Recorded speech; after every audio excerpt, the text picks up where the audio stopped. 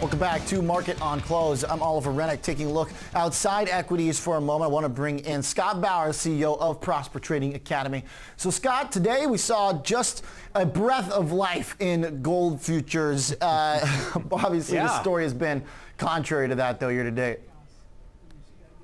Yeah, it was a bit of a midday turnaround. We were lower this morning and then rallied into the close. And, I was looking at it versus the dollar, and, we know that they typically have an inverse relationship. And, we actually saw the dollar rally a little bit off of its lows today. So to see gold rally as well was really kind of contra to what typically happens and what we've seen, certainly over the last 3-4 months. Now, Scott, when you look at this, I mean, as a trader, how do you deal with something like this, which is this, collapse basically, and something where it's happened even as we've had risk off, risk on, trade concerns, plenty of reasons for the typical folks to come out and scream buy gold.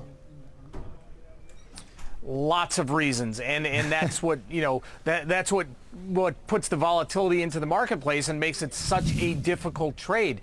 To me, Oliver, though, I look at this and I'm looking at gold over the last, let's say, 2 to 3 weeks, maybe even 4 weeks, and it has really stabilized. It has really just kind of formed a base. For me, that tells me it's going to make a big move one way or the other. Now, I'm betting it's to the upside. I'm not saying it's going to happen tomorrow or next week, but I'm saying by the end of the year here, I think that we have a catalyst to the upside. Now, this is really interesting. I was doing some research earlier today, and the gold and dollar relationship, we know it's inverted, right?